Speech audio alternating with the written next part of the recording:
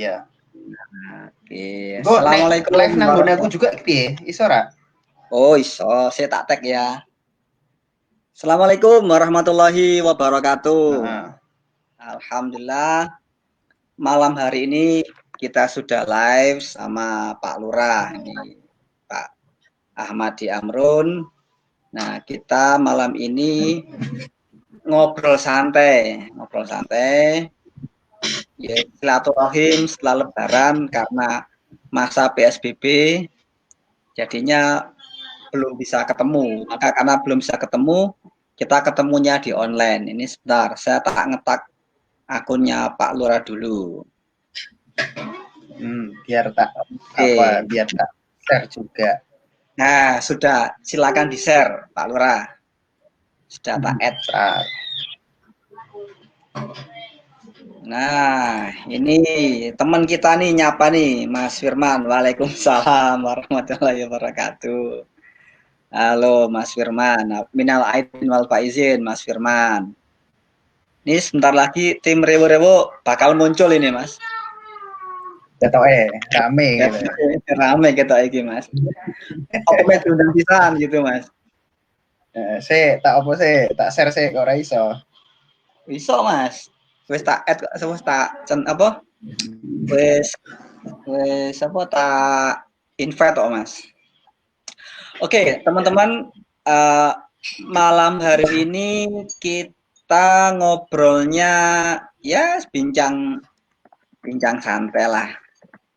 Bincang santai bareng Pak Lurah yang mau curhat, yang mau ngobrol silahkan. Ojo curhat lah. Curhat bayar ya. Curhat bayar. Ya elah curhat. Ojo ah, punya curhatnya karo Mas Wahid iki, Bu. Jadi gini, ini kan keadaan memang belum bisa ditebak ya, tapi mudah-mudahan selalu membaik. Jadi sebenarnya aku itu ingin menyampaikan pesan besar gitu, pesan besar untuk siapa saja di negeri ini, bahwa selalulah berdoalah gitu ya, berdoalah bahwa semua keputusan yang diambil oleh pemimpin-pemimpin kita adalah keputusan yang benar. Ya. Gitu. Soalnya kalau kita berdoa kebalikannya, yang rugi kita. Siap. Itu sebenarnya saya ingin menyampaikan itu. Cuman gimana caranya ya? Jadi sebenci apapun kita pada rezim, sebenci apapun kita kepada keadaan pemimpin ini gitu ya. Ya kita harus tetap mendoakan bahwa keputusannya itu keputusan yang dituntun oleh Allah Subhanahu wa taala. Jadi selalu benar gitu. Nah, itu. Jadi gitu. Jadi nggak ada cerita lagi urusan masalah kita tidak suka, urusan apa itu di luar konteks doa kita untuk kebaikan seluruh bangsa gitu dia. Siap, Mas. Itu sebenarnya yang ingin tak sampaikan bahwa iya ya.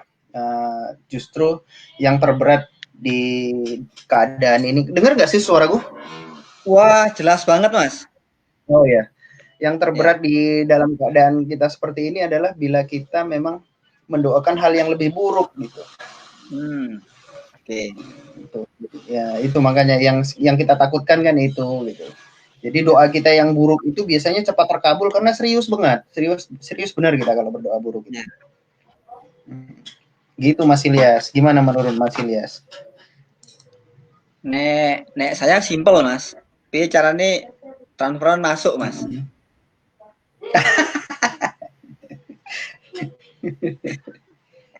Jadi yang ditakutkan kan itu. Jadi doa kita yang buruk itu biasanya cepat terkabul karena serius banget, serius benar kita kalau berdoa buruk. HP ini Mas Ahmadi feedback ini Mas. Oh ya wes, udah tak matiin. Oke, jadi cuman aku nggak bisa lihat komen-komen. Oh di sini ya tampil nanti komen-komen ya? Ya kayak ini. Nih. Oke, ya. Siap. Nah, Muhammad Nur Wahid kok durung nongol lagi, nggak tahu nih mau nongol apa tidak, dijawil aja kan gitu Mas ya. Nah, Mas Wahid lagi ngawin ke Doro, kan jadi tuan kadi lagi. Ya. Mas Wahid itu jadi penghulu lagi, penghulu Nindoro tapi. Ini Mas Hamadi, apa ya? Gitu ya. Kalau di kondisi seperti ini, saya melihatnya, saya tidak masuk ke ranah politik ya. Saya melihatnya fokus menyelamatkan internal dulu, Mas. Masuk ke Gitu. internal dulu, bagaimana memastikan usaha kita aman, survive, terus rekening transferan masuk. Nah, kalau itu masuk kan aman gitu loh, Mas. Kecuali Betul. yang ngomong politik adalah orang-orang yang dibayar untuk ngomong politik gitu, Mas. Oh, betul. Nah, sedangkan Enggak, kita ini kan kaitannya bukan ke politik, Mas. Bukan ya, politik. Jadi karena keputusan politik sekarang itu kan langsung menyentuh kita. Jadi maksudku ya, bukan masalah politiknya, tapi penerimaan kita terhadap setiap keputusan itu. Gitu. Sikap okay. kita apa, respon kita apa, gitu. Bukan masalah politiknya, karena aku nggak peduli gitu. Yes. Okay. Nah, untuk bincang inspirasinya ini kita mau discuss apa ini, Mas? Nah itu tadi sebenarnya kan aku dari pagi itu bingung, ini tanggal merah itu tanggal merah opo gitu. Ya. Ternyata hari ini 1 Juni itu dibuat tanggal merah karena hari lahir Pancasila gitu ya. Ya, hari lahir Kesaktian tuh, hari lahir Pancasila tuh. Kesaktian tuh 10 Oktober. Oh, 10 Oktober 1 ya. Oktober. 1 Oktober. Hari lahir Pancasila 1 Juni. Jadi ceritanya pas kalau nggak salah ya BPUPKI atau PPKI dulu yang melahirkan itu pas pidatonya Soekarno kan ini. Ya. Saya nggak duga aja ternyata hari lahir Pancasila itu ternyata dibuat hari libur sekarang gitu. Ada bedanya hari lahir Pancasila itu. Ada bedanya nggak? Ada bedanya nggak hari lahir Pancasila tanggal merah dengan transferan ke Mas Hamadi ini? Nggak masalah kalau itu sih. Nggak masalah ya. Apalagi zaman sekarang kan bawa hari tanggal merah dan tanggal hitam itu sama aja. Tadi kan ada temen yang sharing kalau baru nyadar kalau tanggal merah. Kenapa? Ketika ke pengiriman ekspedisi tutup gitu loh, Mas. Oh iya, kalau agen-agennya tutup. Agen-agennya kan tutup, kecuali yang di ada beberapa yang tutup. Ya. Ayo, mau ngomongin apa, Mas? Ini, Mas. Yang pingin tak sampaikan, tak sampaikan. Apa ya? Kita sharing ini lah, Mas.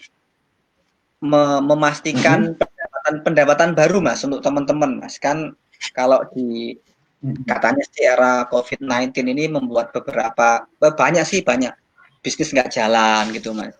Beberapa teman kan mengeluhkan, ya kalau kemarin yang curhat itu ada sekitar 17 orang yang kesini, Pak sudah nggak kerja Pak, gimana ini?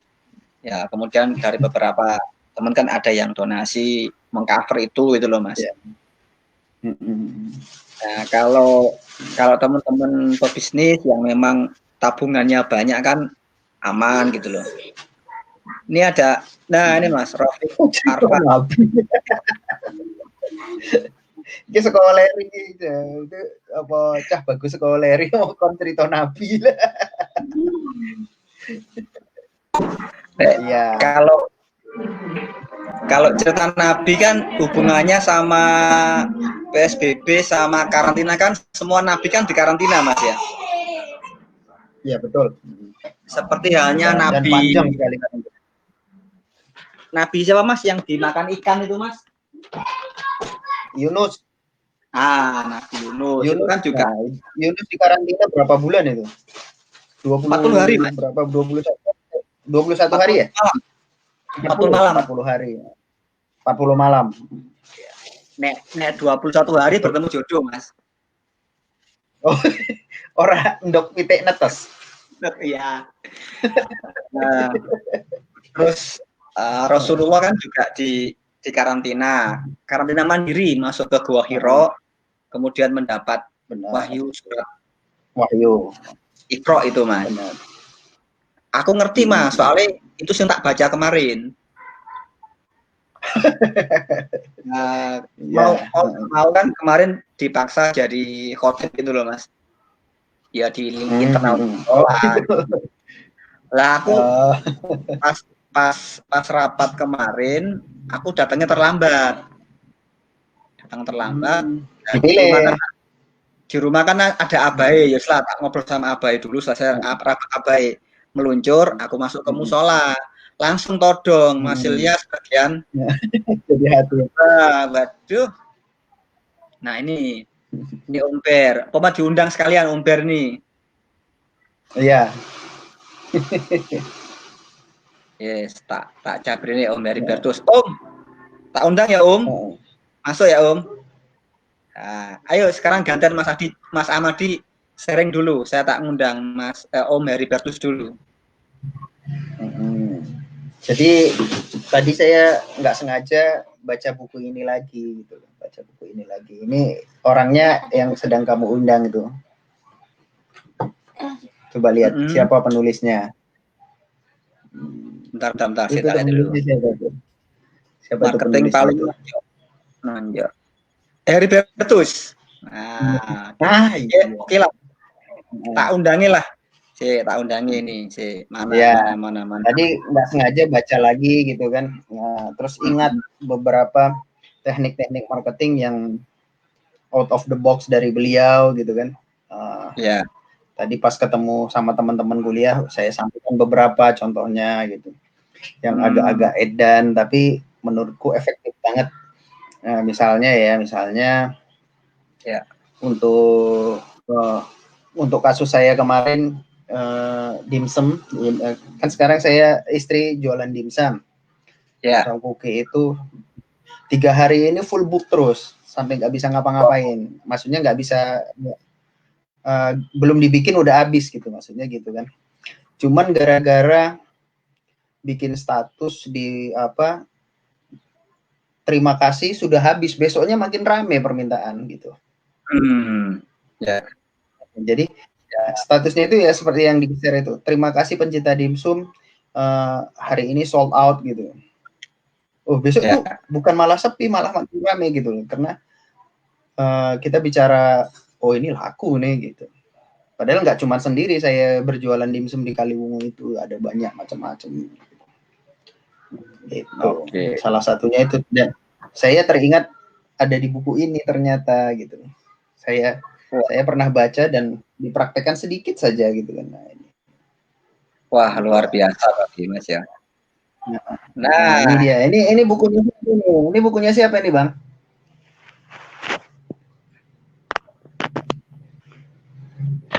Nah, ini bukunya siapa nih, Bang? Oke. Sudah nongol ini. Bohong. Ayo Bang, dibahas Bang. Kok Bang, emang aku tukang bakso. Oh iya, jadi apa? Om. Nah, iya dong, baru Om. Ya, kan biar kesannya duitnya banyak, Om kan. Gitu. Om sedih apa Om senang? Om senang lah. Om senang. Negatif loh Om senang. Loh, negatif kan tergantung sudut pandang toh. Wah. Awas, gitu ya? Jurusnya udah main. Jurusnya udah main. Nah, jurusnya main. Kan ada kasih umpan lambung gitu kan. Iya. Nah, Om Heribertus, ini Om, aku mau tanya nih Om. Tanya nih. Malam ini kan kita iseng nih sama Pak Lurah nih, mau bincang apa ya. Karena Mas Amadi ngomong, ini aku baca buku bagus, ya udah kita undang sekalian orangnya gitu loh. Nah, ini aku sama istri ini kan punya jamu Om. Kunyit asam, jamu cinta Om. Ada ide buat saya Om? Pasarnya siapa Om? Ayo.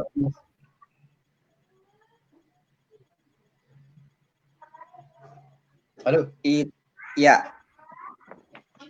Segmentasinya sih kemana itu? Segmentasinya remaja usia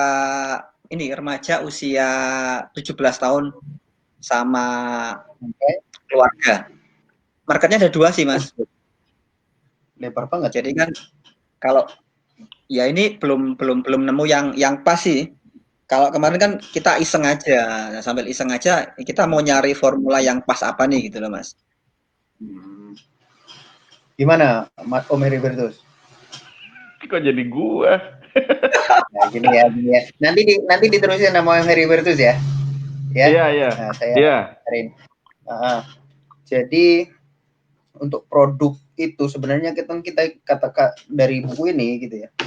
Untuk produk itu kita tidak menjual produknya sebenarnya. Tapi yang kita jual dari produk itu adalah apa sih solusi yang ditawarkan dari produk itu. Gitu. Nah, solusi itu harus menyangkut pada AIDA tadi itu desain apa macam-macam. Gitu.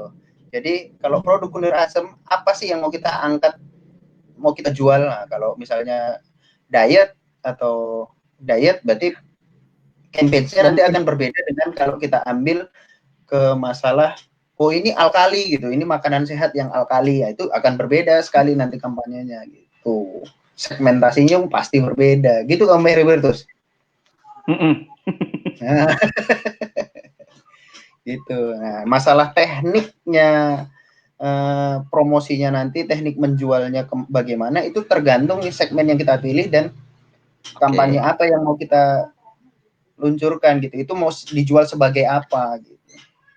Kalau dari beberapa yang kontak kemarin Mas, kita sebar brosur online itu, yang masuk itu kontaknya untuk memperlancar haid semua Mas. Oh, memperlancar haid. Ya. Nah, kucingku ribut. Nih. Terus ada juga kemarin Om Her, yang nyasar Om Her. Iya. Nyasarnya gini. Pak, ini jual kunir asam untuk menggugurkan kandungan ya gitu.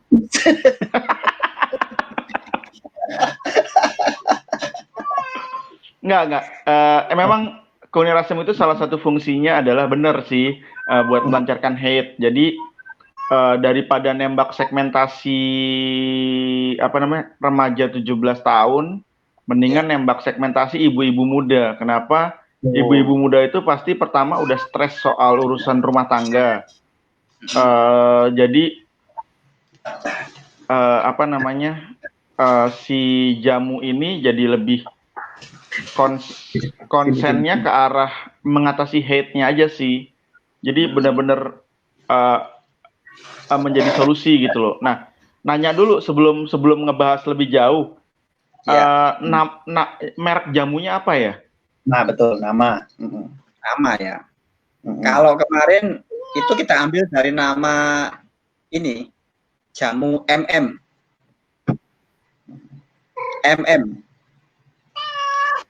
Aduh, disopet gitu. Jamu MM? Ya, MM. Jadi gini, penamaan itu sebenarnya ada beberapa versi, tergantung dari produknya. Jadi kalau misalnya contoh, aku menyarankan kemarin itu kan paru pedas mitos gitu kan ya. Itu kenapa namanya jadi paru pedas mitos? Karena memang itu kan jadi semacam sebuah mitos gitu ya. Dan segmentasi marketnya adalah aku nembaknya gambaranku ya, nggak tahu nanti kita tanya saja sama tersangkanya. Gambaranku itu adalah nembaknya adalah benar-benar sebagai sebuah keluarga gitu loh. Makanya namanya paru pedas mitos. Nah, kalau jamu misalnya gitu ya, segmentasinya itu orang yang bisa bikin jamu enak itu orang tua. Iya. Mbah-mbah gitu loh. Jadi misalnya boleh namanya MM tapi ditambahin Mbah MM. MM itu Mbah Memem. Itu singkatan dari Mbah Mut. Nah, mending Mbah Mut aja. Mending Mbah Mut aja. Iya betul. Jadi gini. Jadi kalau sudah namanya mbah-mbah, boleh mbah, boleh bude gitu. Karena gini, kalau di Jakarta beli jamu itu langsung nulis, langsung ngomong, langsung manggil mbaknya, bude beli jamu kunir asemnya 1 gitu ya. Jadi kan artinya panggilan bude, panggilan mbah itu udah jadi kayak sebuah tekmak, oh dia tukang jamu gitu loh. Siap. Jadi ngomongin asosiasi gue malu sama orang NLP kan. Jadi kita tuh memberikan gambaran jamu enak tanpa perlu nulis jamuku enak, tapi dari mereknya aja sudah kebaca jamu Mbah Mut gitu ya. Wah, berarti mbah-mbah nih yang bikin gitu loh. Sama kayak aku sih punya utang nih sama Pak Lurah. Waktu itu udah pernah ngomong juga mau ngajak dia ke ayam bakar Mbok Gogok di Blora. Itu kenapa dia rame, karena yang bikin Mbok beneran nggak pakai kutang bikinnya. Nggak pakai kutang. Jijinya sih ini. Loh, gini, aku bisa masuk sampai ke dapurnya soalnya. Jadi aku bisa ngegaransiin dia beneran nggak pakai kutang si mbah-mbahnya ini. Nggak tahu ya kalau kita ke sana nanti dia udah nggak ada, saya nggak tahu juga. Maksudnya dia memang sudah sepuh banget gitu loh. Dan cara masak dia tuh bener-bener alamnya apa ya? Dia pakai baju Jawa gitu loh. Apa sih istilahnya? Bukan kemben. Dia nggak pakai model kayak kemben gitu, apa ya? Istilahnya yang baju Jawa gitu. Ya kutang, apa kutang ibu-ibu itu, mbah-mbah itu. Iya. Beneran model yang kayak gitu doang, dan nggak pakai luaran. Nggak pakai outer, nggak pakai BH. Udah beneran begitu doang. Kalau nggak kisut mungkin dia malu kali ketemu aku kan. Untungnya udah kisut gitu kan. Gitu, jadi pertama penamaan dulu sih. Jadi dibanding mikirin apa sih segmentasi market itu akan kebentuk setelah kita pertama memang kita punya analisa bisnisnya ya, segmentasi targetnya siapa dan bagaimana, usia, jenis kelamin, lokasi gitu-gitu, itu kan ada detailnya gitu. Nah terus abis itu kita ya udah lepas aja dulu, nanti dari data yang masuk, misalnya kita targetin kita harus ngejar 100 pembeli pertama dulu. Nah nanti dari 100 pembeli pertama itu tinggal kita petain mayoritas bagaimana, baru segmentasinya bisa kita persempit yang sesuai seperti apa. Saya sendiri pun kalau ngejalanin sesuatu nggak pakai bisnis plan dulu. Supaya apa? Karena kalau pakai bisnis plan dulu terlalu kaku sama bisnis plan juga rusak gitu loh. Jadi pertama menurut saya saran penamaan. Setelah penamaan itu harus segera langsung proses perizinan. Gitu. Ya udah.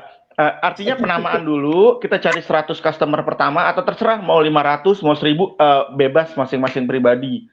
Lalu dari situ kita langsung proses perizinan gitu. Karena nanti ada kalanya kalau misalnya nanti kita sudah jalan, lalu kita kan nggak tahu nih, kita namain Mbah Mut, tapi ternyata Mbah Mut itu sudah ada yang mematenkan.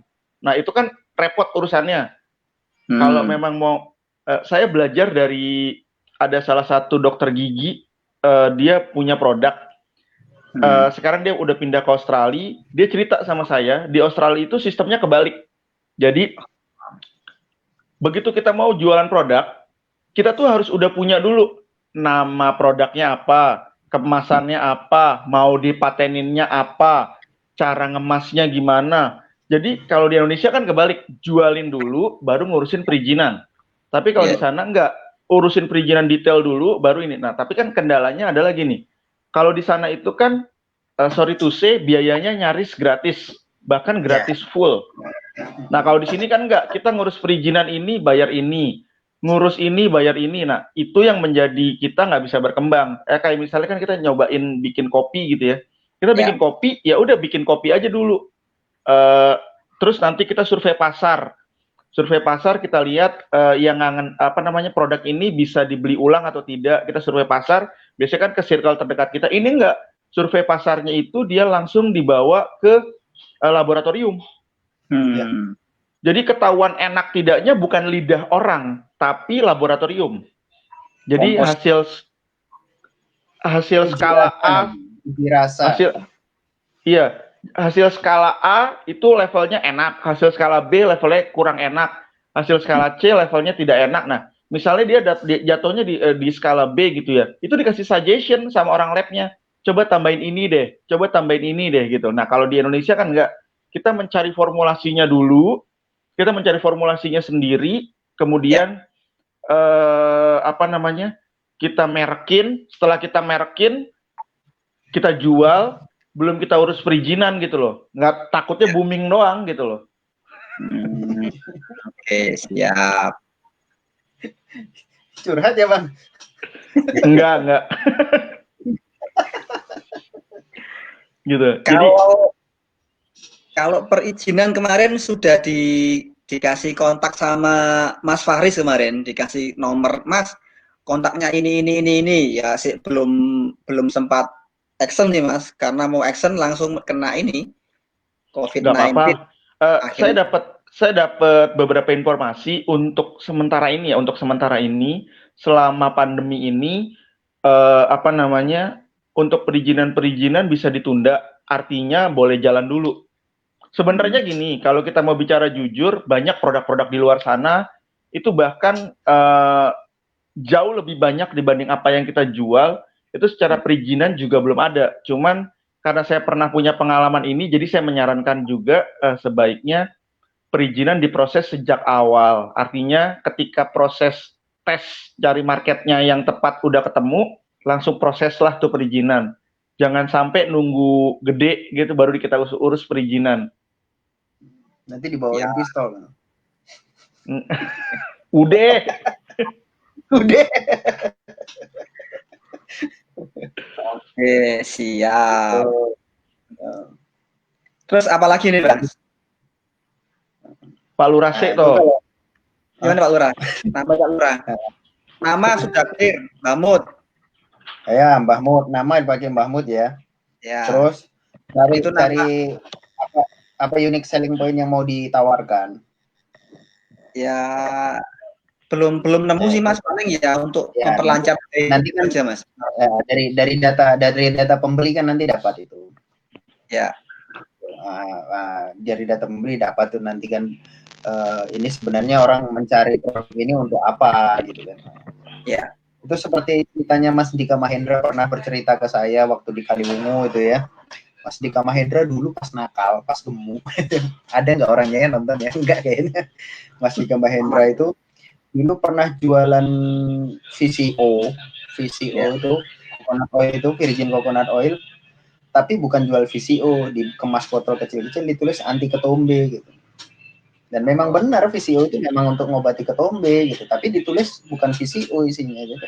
Ini obat anti ketombe gitu, anti ketombe alami gitu kan. Baru nanti ingredientnya VCO 100% gitu, dan itu berbeda harganya dibanding VCO yang diminum gitu. Lebih mahal yang untuk anti ketombe, padahal sama barangnya. Itu salah satu yang jadi inspirasi saya dari cerita beliau itu dari itu gitu. Mudah-mudahan beliau mendengar dan jadi amal jariahnya beliau lah gitu. Mas Dika gitu. Ya gitu Mas. Jadi setelah dapat data selanjutnya adalah memang kita harus tetap mencari itu apa sih yang mau kita tawarkan biar kita tentukan kampanyenya bagaimana. Kalau saya sih lebih cenderung kan setelah ini berjalan kan kita harus merencanakan kampanye, bukan merencanakan bisnis loh, tapi merencanakan kampanye. Ini kampanyenya modelnya mau seperti apa, mau berapa lama, berapa kira-kira biaya yang kita siapin berapa, itu harus disiapkan beneran gitu dari awal. Jadi kita punya target apa gitu harus ada. Ini mau iklan berapa ratus ribu atau berapa juta per bulan ya, atau per hari gitu, itu tergantung maunya kita kan. Dari kapasitas kita produksi, dari kapasitas modal kita, itu semuanya nanti bisa diukur gitu. Jadi nggak ngambiang gitu, tembak sana tembak sini gitu, nggak seperti itu. Terus nanti kan ada bilang, loh Mas, aku kan kampanyenya pakai metode gratisan. Emang metode gratisan itu beneran gratis kan? Enggak. Ya. Di gratisan pun sebenarnya berbayar dengan waktu dan tenaga kan, itu kan harus dihitung gitu. Nah, jadi apapun metode kampanye kita, baik gratisan maupun berbayar lewat sosial media atau lewat apapun, sebenarnya sama-sama berbayar. Dan yang terpenting dari semua itu, dari semua kampanye itu adalah bahwa sebenarnya kita bukan cari sales dulu di sana itu. Sebenarnya kita mengumpulkan data. Oke, siap. Nah, itu dia. Itu dari saya. Cocok nggak?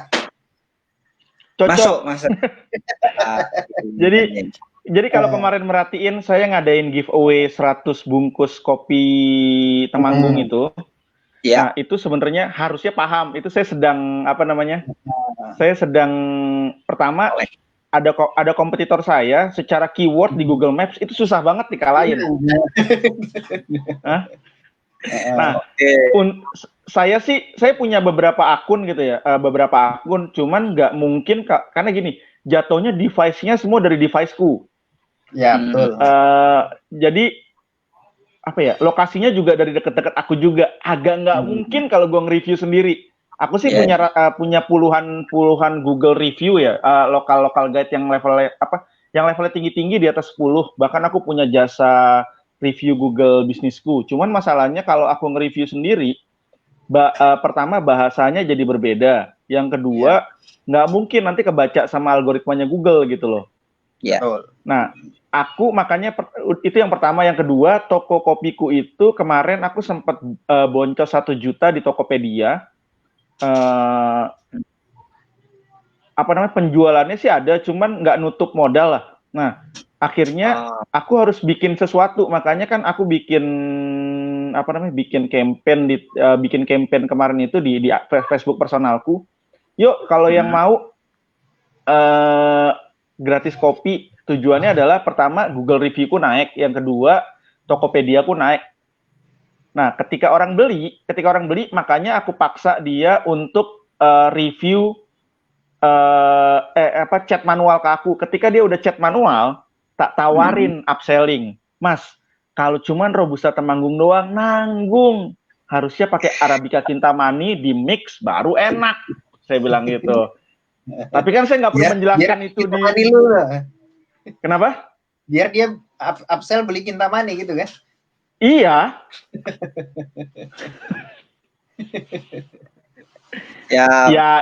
Ini rahasia tapi gue bagiin kan. Iya. Live lagi. Kenapa? Live lagi. Gitu. Ya karena memang kompetitornya ini sudah anyem lah, adem udah beberapa tahun. Saya lihat ternyata dia sudah cukup settle di sana. Memang secara review dia cuma 34, cuman dia udah settle gitu loh. Udah settlenya di titik bahkan maps-nya aja dia cuma 1. Kalau kita search dari handphone, maps dia tuh cuma 1. Jadi kita nggak dikasih space sama dia.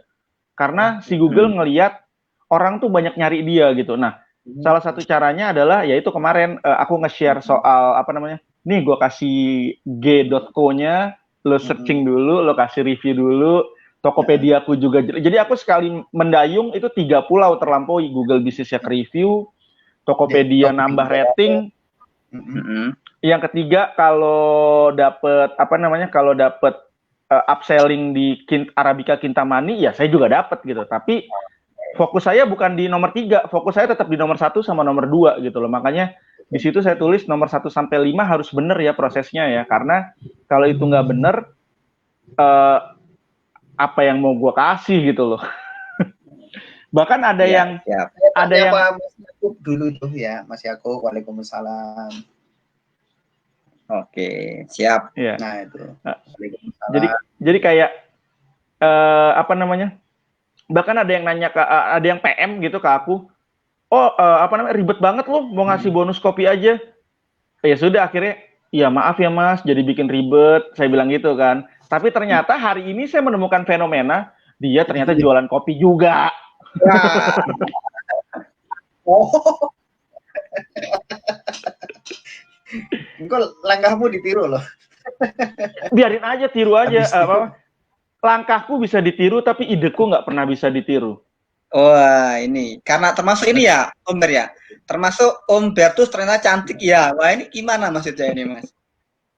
Ya itu adalah sabunmu tuh. Ini aku jujur aja aku putihan loh gara-gara pakai sabun Aneila. Wis, itu kan gak percaya dibilangin. Jadi gini, kemarin itu sengaja saya pakai foto yang itu karena saya butuh atensi tinggi nih dari friendlist Facebookku. Saya butuh atensi tinggi dari friendlist Facebookku karena kalau aku cuman pakai fotokopi itu nggak menarik. Oke. Kalau digabungin sama fotonya, kalau digabungin sama produknya Mas Ilyas gitu ya. Ini kembali ke produknya Mas Ilyas, nggak usah ke produk saya. Kembali ke produknya Mas Ilyas, itu kan jualannya Mbah Mut ya. Iya. Nah, itu coba aja cari sosok yang model kayak Mbah Minto yang Ucup Klaten. Itu Ucup Klaten dia boom sebenarnya Mbah Minto, sorry ya, aku nganalisa dalam ya. Mbah Minto itu sebenarnya sudah agak sedikit pikun. Jadi omongan yang diucapin itu sebenarnya cuma si Ucup Klaten ngomong gini doang. Nanti engkau ngomong ini yo. Nah, engkau ngomong ini yo. Nah, yang diomongin sama Mbah Minto itu ya engkau ngomong ini gitu loh. Jadi dia cuma merepetisi apa yang diomongin sama orang yang di depannya. Oke. Siap. Jadi aku nganalisa itu. Nah, coba cari saya bukan memanfaatkan sosok orang tua, bukan, tapi setidaknya ini metodologi yang efektif. Jadi seolah dia itu pembuat jamu yang handal gitu loh. Terus bagaimana kalau Mbok? Iya nggak apa-apa, mau Mbok juga nggak apa-apa. Yang penting tangannya itu dibikin kuning karena kan jamunya kunyit asem. Ya, itu kan kunir tuh. Jadi foto yang banyak ditampilkan adalah tangan kuning.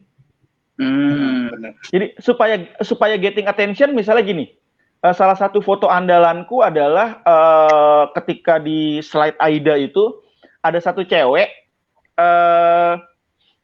mukanya tuh bedakannya putih sekali gitu loh. Produknya bawang goreng kalau nggak salah. Jadi apa hubungannya antara foto wajah putih gitu? Jadi dia tuh takut kecipratan minyak misalnya gitu. Jadi si bawa mukanya pakai pelindung, pakai cover shield gitu-gitu. Jadi itu face shield ya begitulah gitu loh. Jadi itu yang perlu digali sih. Jadi misalnya di setiap postingan sosial media yang metodologi gratisannya gitu ya, saya tidak menyarankan Mas Ilyas moto botol jamunya doang. Ya. Jadi yang dipajang sama Mas Ilyas itu tangan-tangan kuning. Jadi search aja tangan kuning. Jadi fotonya itu banyak yang, jadi botol kosong. Kalau perlu botol kosong yang difoto. Terus sampingnya tangan kuning, gitu loh. Secara tidak langsung captionnya kira-kira jadi cantik, nggak perlu menyiksa diri dengan mengkuningkan tangan. Bahasanya nanti tinggal digali lagi bahasa yang lebih NLP-yah gitu ya. Oke. Jadi dapat Mas, ini sudah ada 3 PR nih buat saya nih. Nah, sudah tak tulis di sini. PR-nya siap kerjakan nanti. Untuk fotonya, alhamdulillah adik saya kan fotografer di Gresik, Mas. Nah, tinggal besok. Di Gresik masih banyak mbah-mbah tuh. Ya mbahnya dewe ya rapopo. Iya. Kan nggak bayar royalti ya? Nggak bayar royalti. Oke, siap. Ya, itu atur lah ya. Ya, diatur. Itu atur lah itu. Oke, siap. 3 PR. Mas Amadi mau nambahin lagi, Mas Amadi? Udah keluar cukup sih. Nanti kalau saya bagian kampanyenya nanti setelah itu. Oke. Nanti kalau Gosen Semarang Kaliwungu masih cukup ya, masih nyandak ya Gosen ya, atau sudah nggak melewati? Grab pakai Grab. Oke, Grab ya. Nggak bisa kalau ke tempatnya Mas Ilyas nggak nyampe karena si Hela itu nggak nyampe. Nggak nyampe ya. Grab bisa. Pakai JNE ya? Enggak, pakai Paxel aja, Paxel. Oh, Paxel. Coba nanti nanya Mas Kamini, Paxel itu gimana? Oh iya. Semarang Kaliwungu, karena kalau sampai ke tempat Mas Ilyas itu lebih dari 25 kilo nggak kejangkau. Ya.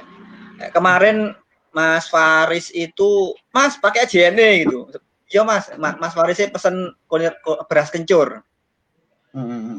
Ini bukan pengen beras kencur. Mas, belum buat, masih lebaran, dia bilang gitu.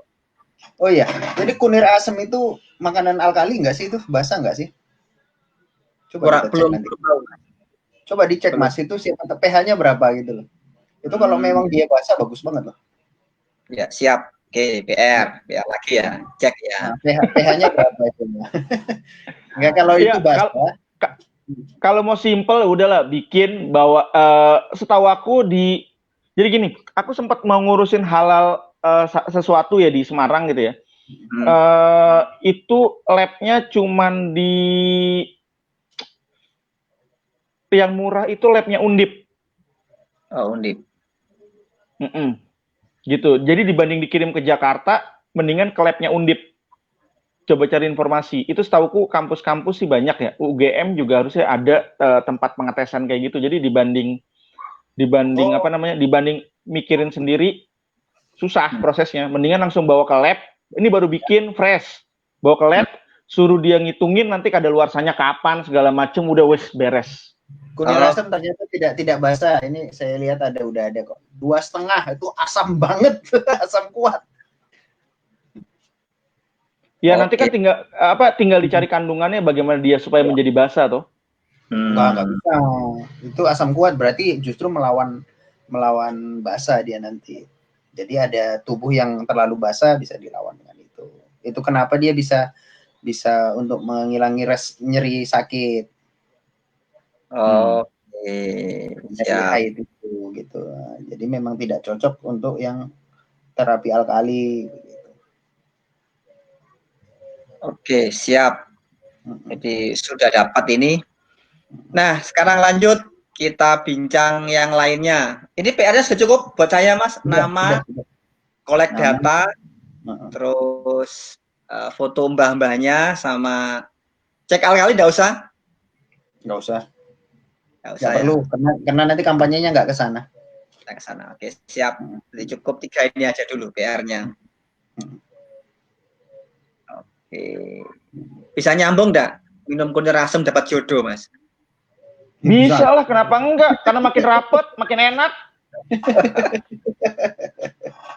Bersih ya, makin bersih kan? Iyalah. Jadi dan makin nggak banyak drama. Jadi salah satu yang bikin drama itu kan sakit nyeri hate ya. Sorry, koreksi saya kalau saya salah. Jadi nggak makin banyak drama. Jadi kalau wanita nggak semakin banyak drama, ya semakin banyak pria yang senang dekat dengan dia. Kalau dari sisi jualan bisa jadi. Nah, itu bagus untuk kesuburan tuh. Itu dari Mbak Nur Diana Aningsih. Nah, berarti kan bagus untuk kesuburan, siap untuk jadi ibu dari anak-anakmu. Tuh, matur nuwun Mbak Diana Aningsih, Mbak Nur Diana. Terima kasih Mbak Nur Diana. Ini kan artinya banyak hal bisa disambung-sambungin. Oke, tulis dulu, tulis. Nah, itu bagus tuh.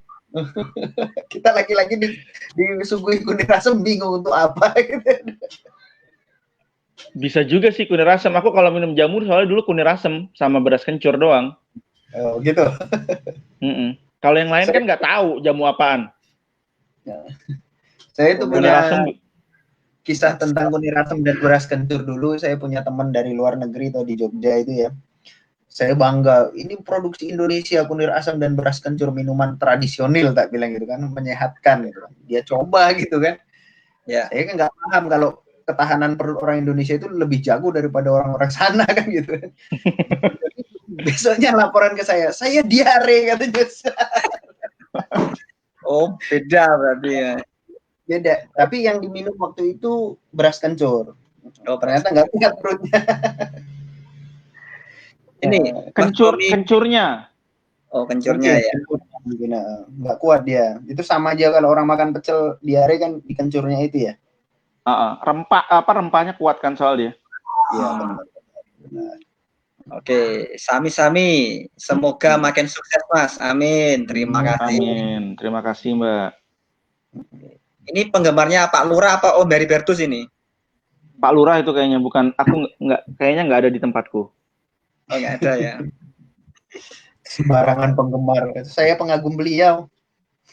Oh, pengagum. Kunir asem bisa buat seserahan. Ya iya bisa. Jadi nanti endingnya bikin kunir asem bubuk ya Pak Lurah ya. Boleh. Oke, siap. Kalau bubuk berarti ada proses apa Mas ya? Proses pabrikasi ya? Iya, nanti ada. Banyak udah dijual kunir asem bubuk itu. Ya, nanti kalau nanti kalau misalnya PSBB ini sudah selesai, nanti coba tak bawain sampel dari salah satu tempat jamu di Jakarta, namanya Jamu Mencos. Ya. Itu nanti coba search di Google gitu. Nggak tahu dia ada Tokopedia-nya atau enggak gitu ya. Jamu Mencos. Nah itu dia sudah cukup bertahan dengan bubuknya. Jadi artinya mungkin nanti bisa dipelajari ekstraksinya kayak gimana. Oh, ekstraksi. Itu cukup terkenal dia, Jamu Mencos di Jakarta. Jadi dia itu salah satu toko jamu yang bisa all solution dia punya. Misalnya sakit pinggang nanti jamunya ini sama ini sama ini. Dan itu semuanya bentuknya bubuk dia. Kita bisa ngelihat ngeraciknya di tempat. Cuman pas era PSBB ini kita nggak bisa masuk terlalu dalam ke Jamu Mencos itu. Oke, siap. Mencos, tak tulis Mas, aman. Nah ini Mas, Mencos. Kuner asem oles. Ono mana iki Mas? Apa mana iki Mas? Kayak ora jelas kayak wong iki.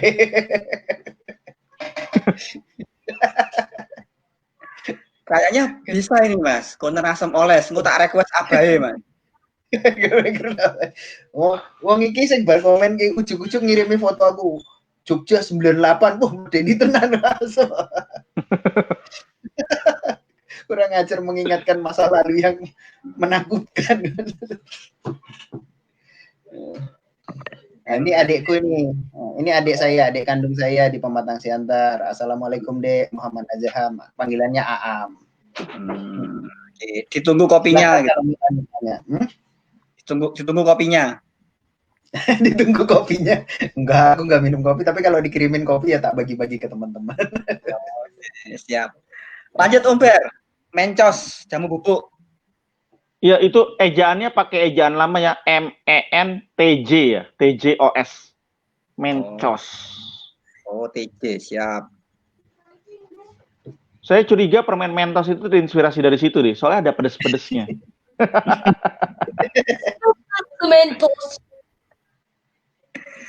Waalaikumsalam. Ini Mas Hamadi dari adiknya jawab salamnya Mas Hamadi. Alhamdulillahirobbilalamin. Ini adik kandung saya dan ini kalau cerita ini kami kan kayak kembar hanya beda 2,5 tahun, cuman badan dia lebih gede. Siap, kalau mau kopi kita nggak minta, kalau kirim mau gitu Mas ya. Badan dia lebih gede gitu kan. Oke, lanjut. Nah itu mantan juragan AC. Siapa ini Mas? Ya, saya dulu pernah bikin AC di sana, bisa AC mobil dan AC ruang di dekat bandara. Dan alhamdulillah bangkrut gitu.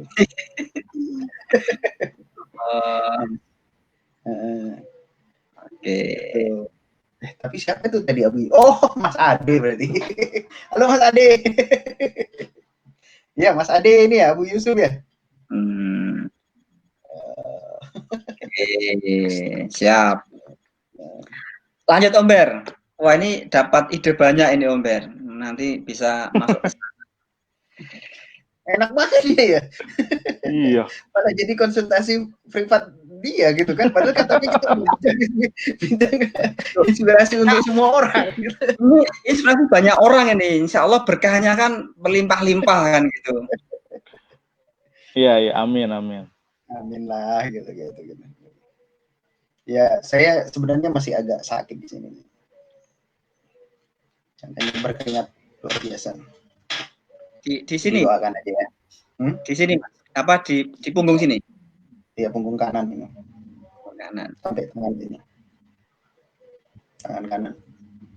Ini berkeringat sangat deras karena menahankan sakit gitu setiap hari begitu. Tapi saya ya nggak masalah juga sih. Tadi baca nasihat abah guru kita bahwa penyakit kalau kita sabarin luar biasa kan gitu kan ya, makanya saya ya udahlah gitu.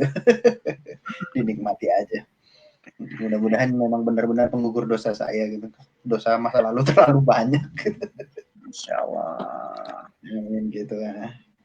Nih sahabat kita nih Mas Dani, mantan juragan bakso. Wah ini buka masa lalu ini. Buka masa lalu semua. Ini kalau juragan Doronya tahu dibahas ini. Oh, iya. Biasanya Mas Hairo Bemak loh, gasken gitu. Saya nggak berani jawel juragan Doronya, nggak berani jawel soalnya udah bilang saya nggak mau nongol katanya gitu. Ya wis lah, nggak jawel gitu. Oh, Dia, tapi aku beruntung loh. Gara-gara dia ngomporin kemarin, jadi aku akhirnya bukan terpaksa sih. Jadi kepengen beli burung lagi kan. oh gitu. Kemarin udah dapat burung, baru aku pajang doang. Teman-teman lama aku yang main burung udah nawar. Wis. Ya udah untung sebenarnya, cuman kan posisinya di Semarang burungnya, masa dibawa ke Jakarta. Ya udahlah, besok nyari ini aja. Nyari bibit-bibit burung aja deh. SKIM, SKTIM itu suratnya. Susah cari suratnya itu untuk burung. Makanya mantrinya kan pada diperbantukan soalnya kan. Iya. Mantri burung. Gitulah. Loh, kok bisa Om? Masa tinggal pasang langsung laku tuh gimana ilmunya Om? Tekniknya gimana Om? Ya enggak. Autoritinya kan dulu aku pemain burung dara, Mas. Oh, siap. Kan kayak misalnya Pak Lurah suruh jualan bakso lagi, secara autoriti dia punya pengalaman, ya pasti otomatis ada market lamanya yang nyangkut lah. Ya. Nih, siapa nih? Ada tukang lobster tuh. Oh iya, kita bicara lobster ya. Tuh. Nah, kita bicara lobster aja. Oke. Kita bicara after break ini. Aku sebenarnya dari tadi mau ngomongin after break, tapi karena orangnya belum muncul, saya takutnya tidak berhak mengatakannya kan gitu kan. Oke. Sehat-sehat semua ya. Amin. Terima kasih Mbak Hela. Jadi Mbak Hela dan Mas Dani tadi gitu ya, itu inspiratif ya bagi mereka gitu ya. Ya. Inspiratif bagi orang banyak harusnya, bahwa mereka memulai bisnis after break seafoodnya itu dari Instagram, dan saya tahu bagaimana awalnya mereka mulai uji coba jual begini, jual begitu di kampus, dan bagaimana rugi begitu ya, dan sekarang keren lah gitu kan. Ada hal di saat pandemik orang lain penjualannya menurun macam-macam, dia justru kebalikannya gitu. Kenapa gitu? Karena kekuatan Mbak Hela dan Mas Dani after break itu adalah di data customernya. Jadi dia tahu ada siapa dia jualan. Kemarin kita coba waktu awal-awal pandemik dia menjual dengan barang murah, nggak laku karena memang bukan itu segmentasinya gitu. Makanya saya dari awal mengatakan bahwa segmentasi itu yang pertama kita cari untuk bagaimana pola kampanye kita ke depannya gitu. Ya. Begitu. Ya. Itu Om Ber itu nggak pakai skincare Mbak Hela, tapi pakai sabun Anelia.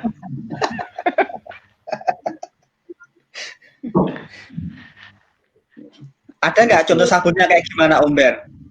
Sabun Anelia. Ya. Bentar. Nggak penasaran gitu Om Ber. Mumpung juragannya ada di sini gitu kan. Siapa tahu ada yang mau open reseller atau open agen untuk Anelianya kan. Jadi kemarin aku sengaja beli banyak, tak pikir mau tak jualin gitu kan ya. Cuman karena masa pandemi begini, akhirnya tak bagi-bagi ke ibuku, ke kakakku, ke adekku gitu ya. Nah ini sabunnya, mana sih?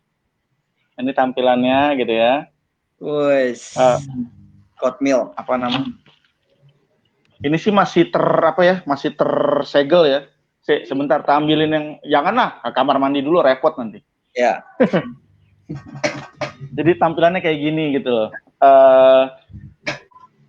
Tadinya mau tak jualin karena ngelihatnya memang jarang gitu kan ya, sabun apa. Saya sih pernah make gitu ya, terus udah lama nggak make, dan jadi ternyata kulitku cukup sensitif di misalnya panasnya terlalu tinggi gitu ya. Nah, kulitku tuh kayak kering gitu loh. Nah, pakai ini cukup ngebantu sih, artinya tadinya aku sempet ganti pakai sabun, sebut merek nggak apa-apa ya kan, ini lingkaran kita sendiri ya. Aku pakai sabun pria gitu ya, karena memang dari pembelajaranku, kalau sabunnya sabun wanita itu hormon yang meningkatkan hormon apa sih istilahnya tuh yang ya, pokoknya yang bikin cowok banget itu mulai berkurang kalau pakai sabun cewek. Nah, makanya aku pakai sabun pria. Ternyata sabun pria itu bikin kulitku kering. Ya, akhirnya aku ganti pakai sabun apa namanya sih? Body apa sih namanya? Bukan body lotion. Body shop. Body shop, ya aku pakai sabun body shop. Nah itu lumayan gitu loh, lumayan. Tapi apa namanya, kadang-kala masih terasa kering gitu loh. Nah pakai ini enggak sih, apalagi kan sekarang sering mandi kan. Berarti sebelumnya jarang mandi nih Om? Enggak, maksudnya sekarang kan keluar dikit ke JNE segala macem, pulang harus mandi dulu gitu loh. Oke. Nah, ini dari Mas Faris ini. Ane laku sudah habis lama. Saatnya sowan Juragan Kaliwungu, ditunggu. Ayolah pada sowan. Saya nggak bisa ke Semarang lagi, nggak enak. Iya. Ini ngelanjutin ini ya, after break seafood gitu ya. Ya. Tadi kan Pak Lurah bilang dia tuh kan malah ngomongin gue. Jadi dia itu mencatat dia mencatat instruksiku dengan baik, lalu dia praktekkan dengan baik. Termaksud ketika aku bilang, kamu jangan pelit, mendingan kamu hire orang yang ngerti tentang konten, gitu loh. Akhirnya dia dapat teman dari temannya dia lah. Nah, orangnya ini memang beneran bagus untuk konten buatku. Karena aku cuma nge-brief satu kali. Aku bilang gini, aku nggak mau kontennya ini sifatnya satu arah. Jadi aku mau kontennya ini sifatnya dua arah. Sehingga menimbulkan interaksi yang cukup tinggi antara follower sama kamu gitu loh. Dan harus punya penyebutan nama. Itu istilahnya mereka seafood seeker. Kalau anak-anak anak-anak yang tahu after break seafood itu istilahnya seafood seeker gitu loh. Nah, itu dia mempraktekkan apa yang tak sarankan gitu. Jadi sebenarnya yang keren bukan gua, malah Hela sebenarnya yang keren. Ya, karena dia mengikuti apa yang aku suruh gitu loh. Ya aku kan nggak bisa ngapa-ngapain, aku cuma bilang ini bagusnya begini. Sampai aku suruh bikin dia strategi tutup mendadak tanpa alasan. Nah, aku pernah kena sendiri akhirnya karena aku nggak nelpon. Karena ketika aku telepon dia nggak megang handphone kayaknya. Jadi ketika aku telepon, jadi setiap kali teman-teman mau ke sana, aku selalu telepon dulu karena aku takut aku kena senjata makan tuan. Jadi aku bilang pokoknya habis nggak habis, banyak nggak banyak omsetnya, tutup aja, nggak usah ada alasan karena habis. Tutup udah kita tutup aja gitu loh. Maaf kami tutup lebih awal, kehabisan, ya udah selesai. Bisa jadi kehabisan ini belum tentu habis barangnya, bisa jadi habis tenaganya, bisa jadi habis semangat, bebas aja. Karena apa? Jadi ketika orang datang terus dia tutup kan. Kenapa? Kecewa terus dia langsung balik lagi gitu loh. Bahkan aku pernah ngajak Koheri yang punya jendela UVVC Ventura itu sampai sana, kondisinya ditutup habis, tapi bau aroma yang lagi makan di situ kecium, kan kurang ajar namanya. Ngeprank. Nah, itu yang memang itu yang aku incer, supaya besok orang yang udah ke situ cuma nyium baunya doang, dia akan kembali. Dan itu akhirnya jadi sebuah ini loh, buat aku sebuah strategi gitu loh. Wah, ini strateginya bocor lagi. Nggak apa-apa. Biarin, nggak apa-apa. Aman. Jadi ya? mau apapun strateginya kan, idenya dariku gitu loh. Jadi strategi itu kan pasti akan berubah ngikutin perkembangan zaman, nggak mungkin sama. Oke, keren. Lanjut. Pak Lurah. Ya, itu tadi semua yang terpenting itu di data, dicatat. Jadi kita memang harus punya data yang rigid ya, yang lengkap. Kalau dalam bahasanya Agim itu BAL, benar, akurat, lengkap. Karena data itu bisa nggak benar gitu. Jadi kalau kita punya data yang benar, akurat, lengkap, BAL, itu kita mudah. Jadi menganalisisnya apa yang harus kita lakukan. Apalagi kalau sama After Break Seafood, dia mengkategorikan datanya itu berdasarkan wilayah. Kalau menurutku selain berdasarkan wilayah harus ditambahin juga berdasarkan jumlah order yang biasa, tingkat harga yang biasa dibeli ya. Keren banget gitu. Kalau bisa gitu. Jadi memang nah itu dia jualan 10K nggak apa ya. Gua marahin ini. ada aja lu biasa jualan 100.000 jualan 10.000, menghina pelangganmu itu gitu. Itu dia. Nah itu dia. Ya. 10.000 laku 3 porsi. Nah, jualan Alaskan Crab 100.000 kan langsung habis dan kekurangan gitu, hanya hitungan jam. Karena memang beda ininya, beda segmennya, beda kelas customernya beda gitu.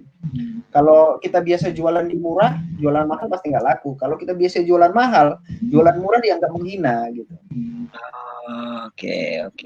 Nah, kalau mau tapi jualan memang, kalaupun mau jualan murah, harganya jangan diturunkan. Tapi misalnya kalau strategi saya, misalnya dia biasanya jual 100.000, karena pingin kampanye jadi 10.000, tetap aja harganya 100.000, tapi vouchernya 90.000 atau apalah yang menyarankan orang dapat diskon 90.000 gitu. Harga nggak boleh diturunin gitu menurut kalau saya. Ya, Om Ber sok melo banget. Padahal kalau sama kita hot feeling, galak serius. ya ada kalanya kita galak, artinya ketika ke sate kita serius. Tapi memang seharusnya ketika si Hela itu mau coba jual murah, memang secara segmentasi market gini, orang identik sama lobster itu mahal, jadi nggak mungkin kalau lobster itu murah.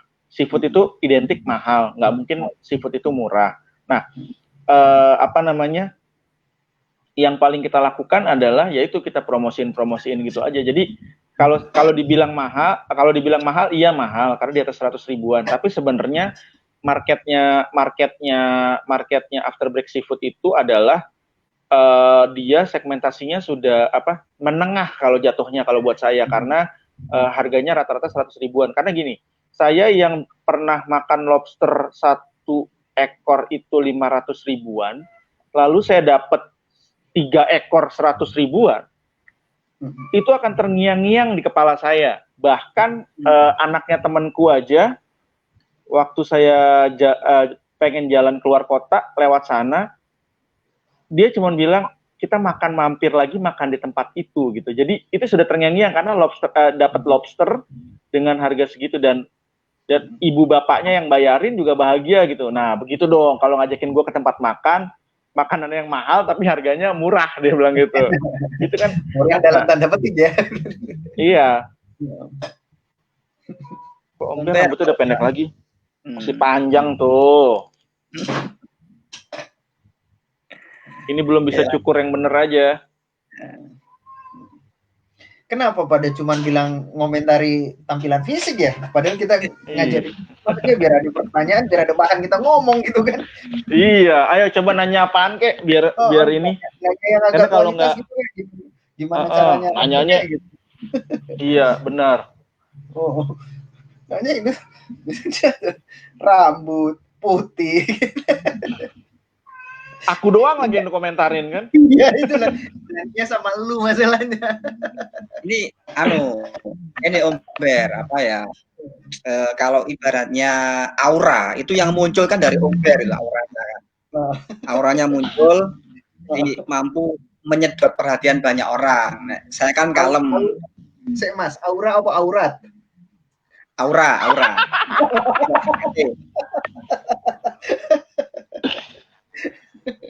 Jadi ini kalau kita ngomong aura, ini kan levelnya kan dari kanan, tengah ke kiri gitu kan semakin Oh ya kan kalau bahasa Arab itu kan bacanya dari kanan kan. Berarti ya aku dari dulu yang kelihatan gitu ya. Oh iya. ya. Ada aja. Ini ada yang masuk nih. Nah, Yai Ahmad Ya elah. udah nggak ya betul. Kan aku udah bilang tadi ini masih sakit, ini berkeringat banyak banget ini. Kalau nggak pertanyaannya gini lah, gimana jualan mobil di Kendal di era pandemi kayak gini gitu gitu Nah, loh. gitu. Jadi gue juga mikir gitu doh ya. Nah, ini ini Nah, baru benar. Jawab Komber. Masa adik gue yang nanya, gue yang jawab? Lu lah. Iya. Bagaimana dengan sistem jualan dengan harga seikhlasnya, Mas? Saya sendiri cenderung gini. Saya sendiri cenderung nggak suka dengan metodologi kayak gini. Kenapa? Karena kalau seikhlasnya itu batas ikhlas seseorang itu berbeda. Jangan ngomong gua Katolik syariah ya, Pak Lurah. Katolik syariah. Jadi gini.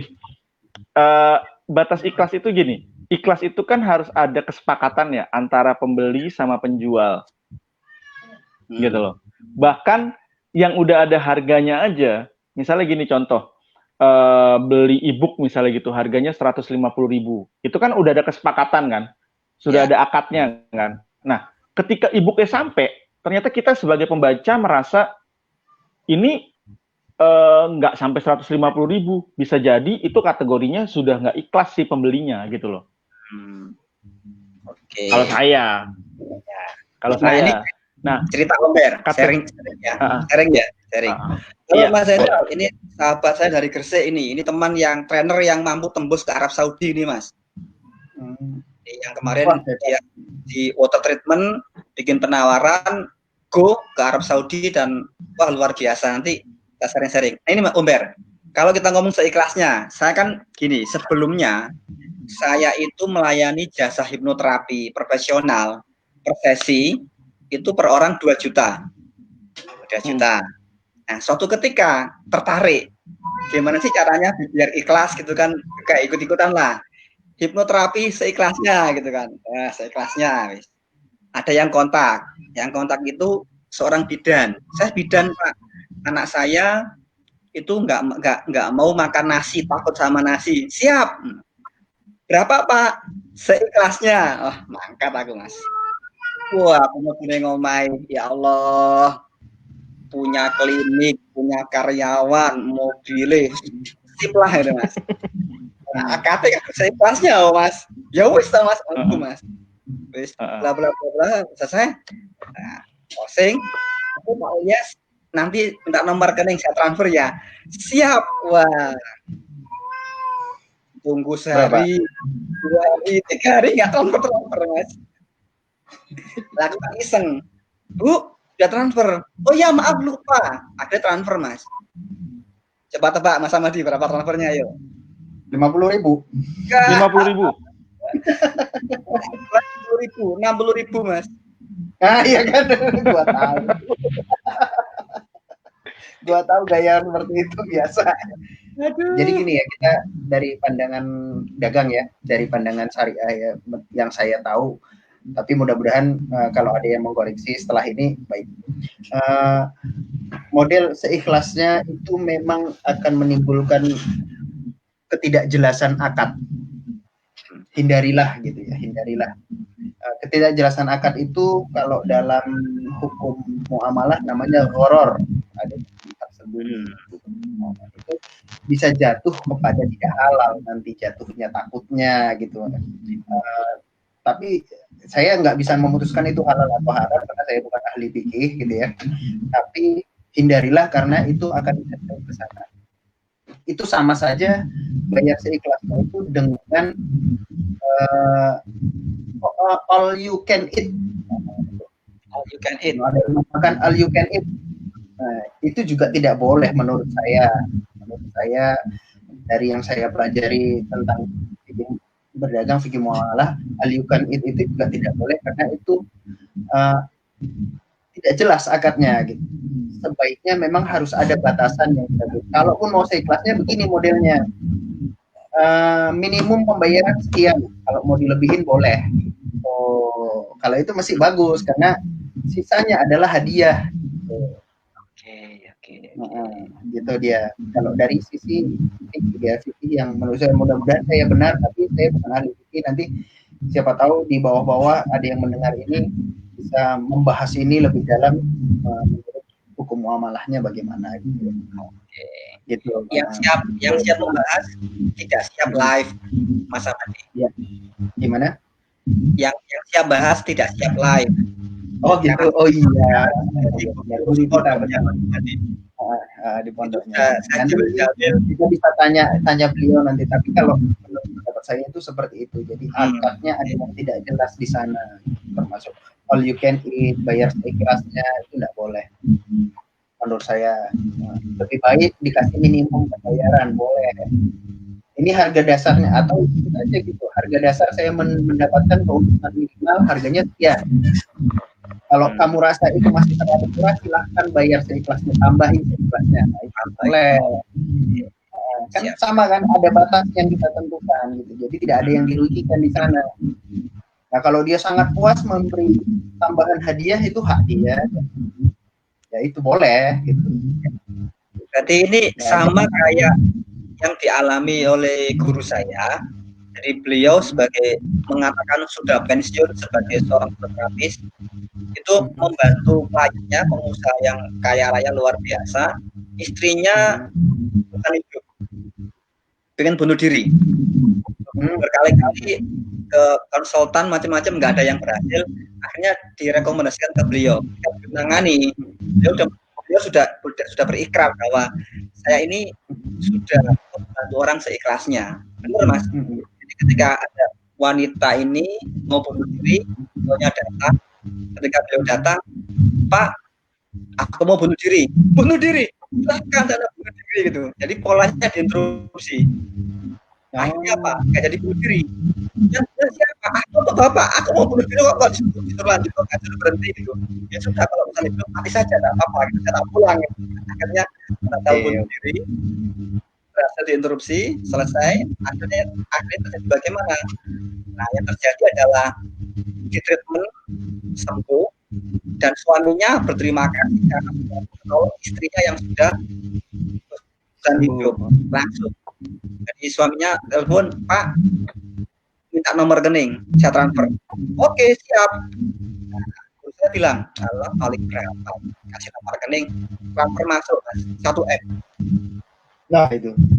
Nah, gini. Nah, sebenarnya, ya terus Mas.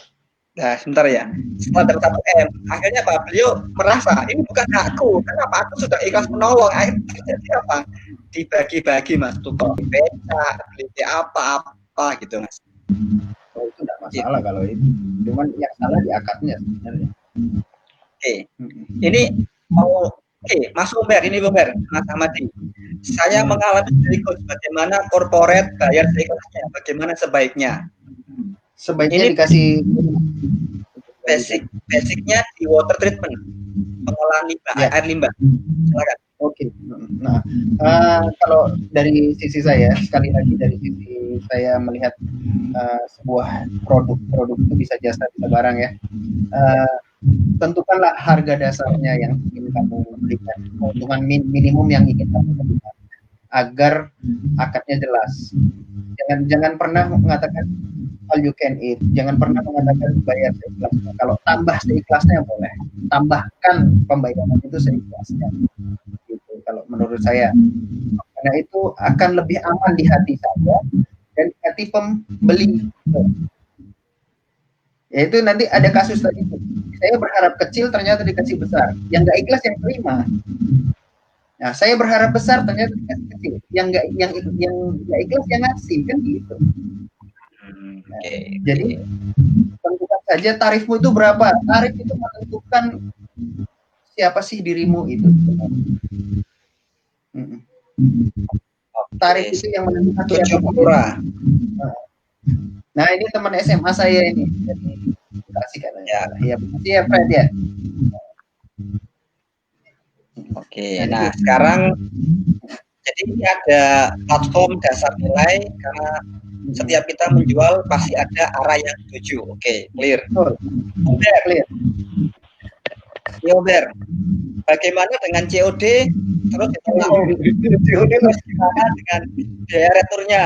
Mengatasi hal ini gimana, Hu? Nah, gimana, Ber? Ya kagak usah pakai metodologi COD, repot amat. Siap. Saya itu termasuk salah satu orang yang menolak untuk terjadinya transaksi COD. Saya ya pribadi. Tapi kenapa saya menolak itu? Karena pertama COD itu buat saya adalah sebuah kemunduran. Jadi kalau memang percaya ya beli aja lewat gua. Kalau kagak percaya ngapain lo beli-beli lewat gua? Iya, Oh saya pernah ketipu. Saya pernah ketipu gini-gini. Ya sudah, berarti saya memang niatnya nipu. Apa namanya? Saya memang niatnya nipu kok, Mbak. Ya udah, kalau nggak mau beli nggak apa-apa. Saya termasuk salah satu orang yang berusaha buat menghindari COD. Kenapa? Pertama, COD itu yang rugi penjual kalau buat saya. Pertama, gini. Apalagi teman-teman itu kan main ads ya. Iklan ads, kemudian kita nanggung ongkos kirim. Kemudian nanti kalau retur berarti kan kita sebenarnya kan ongkos kirim itu jadi kenanya berapa persen gitu kalau barangnya retur. Masalahnya kadang-kadang ketika beli, ketika barangnya sampai, dia langsung bisa merasa saya nggak merasa order. Wah iyalah. Ketika kurir udah mau jalan, orangnya lagi kerja. Walah, kan otomatis retur toh. Oke.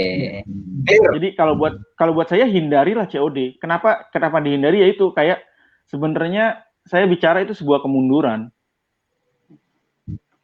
Oke, siap.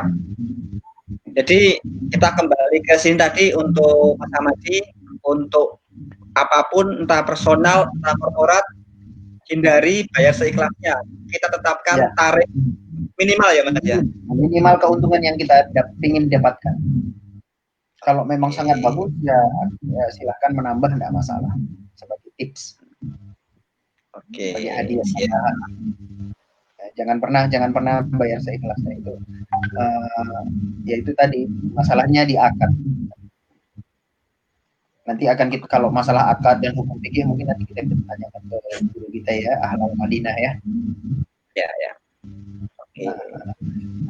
Terus masalah COD tadi bagaimana mengatasinya kalau sudah terlanjur memang ada beberapa hal yang membuat orang harus terpaksa COD, terutama di produk-produk tertentu gitu ya, produk-produk tertentu yang persaingannya berdarah-darah. Memang mau nggak mau kadang-kadang mereka harus melakukan itu, melakukan COD gitu ya. Tapi itulah resikonya COD gitu. Pertama, ya gimana mengatasinya ya nggak bisa diatasi gitu. Kalau memang tidak mau mengambil resiko itu ya nggak usah COD. Kalau memang siap dengan resiko itu ambillah gitu. Karena biasanya barang-barang yang direview di COD itu biasanya justru barang-barang yang persaingannya juga tetap di pasar itu. Jadi dia bisa beli tempat lain juga sebenarnya. Akhirnya kita nggak bisa, kalau dari produk-produk tertentu kan kita bisa naik. Kalau COD saya naikkan harganya gitu. Jadi ada resiko saya masih aman. Bisa seperti itu. Tapi kan nggak mungkin. Ini kebanyakan yang dilakukan teman-teman kan biasanya di barang-barang yang justru memang punya persaingan harganya luar biasa. Oke, siap. Kalau ya saya jualan W4 itu saya sering melayani COD karena tapi umumnya karena alasan-alasan tempat yang memang tidak memungkinkan untuk transfer. Dan saya memang mudah-mudahan belum tolak barangnya karena saya tahu siapa pelanggan saya gitu. Ya kalau segmennya memang remaja resiko sekali kalau segmen saya kan kebetulan segmen di atas 20 di atas 30-an gitu dan orang-orang mapan yang COD ya masih bisa dipilih lah gitu. Kalau memang memilih pelanggan untuk COD, pilihlah pelanggan-pelanggan yang terpercaya gitu. Kadang-kadang COD itu bukan karena mereka tidak percaya ke kita juga, ada beberapa kasus itu memang kayak W4 memang bukan karena tidak percaya, karena memang kesulitan untuk transfer dan macam-macam. Iya. Terutama kan kayak Everpark kan di daerah pedalaman tambang. Jadi memang kita harus kenali siapa customernya. Gitu. Saya memang tidak merekomendasikan COD untuk produk-produk yang untuk remaja gitu. Yang bermain-main masalahnya nanti. Ya. Oke. Ya. Mungkin akan beda case lagi. Kemarin Om Per pernah cerita itu buka jasa konsultasi. Buka jasa konsultasi itu katanya ketika deal harus bayar 20 juta tapi di belakang. Gimana itu Om Per? Ya yang penting kan saya sudah ada akadnya, bayar 20 juta toh. Oke. Jadi ini nggak terbuka untuk Pak Lurah ya, kelas yang 20 juta saya ya. Ini kelasnya beda soalnya. Jangan. Gitu ya. Nggak, ini soalnya latihan foto nggak goyang. Ini berbahaya segmentasinya.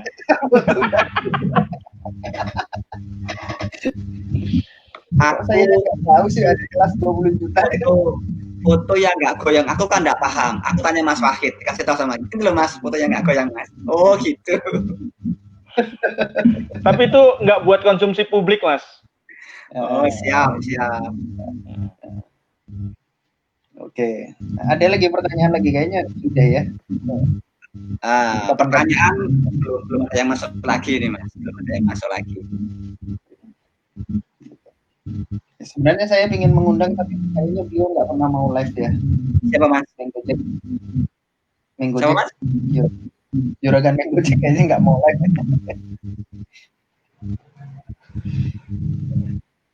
Ya nanti kita agendakan lagi Mas untuk live lagi bincang inspirasi. Jadi intinya PR saya ada 3. Saya ada 3.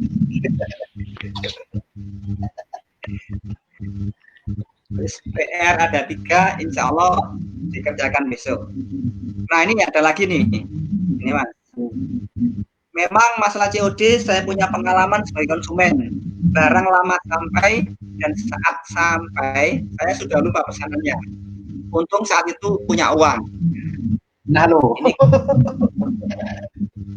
Nah itu resikonya COD begitu tuh. Pas sampai sana pas nggak punya duit ya mungkin. Iya karena gini lah, kebanyakan kan ngiklan. Ketika ngiklan, alam bawah sadarnya kan lagi kebuka nih. Dia langsung klik pencet order, Kemudian mandi, abis mandi kan udah ketutup lagi nih. Sadar kan, lupa. Iya, tapi itu tadi itu resiko itu tadi. Untung pas punya duit. Kalau nggak punya duit kan tetap terpaksa ditolak itu. Pura lah macam-macam. Iya, akhirnya jadi bikin bohong kan? Iya, bikin dosa kan gitu. Memang ada hal-hal yang harus itulah. Harus. Dan memang benar COD itu kemunduran. Kalau memang nggak percaya di online, ngapain kita beli online kan gitu kan? Oke. Iya. Siap. Dibeli online ya begitu. Tapi kemarin aku ngalamin fenomena lucu di marketplace gitu ya. Udah tahu di marketplace itu alasannya ternyata satu, udah nanya panjang lebar, udah dijelasin ya kan.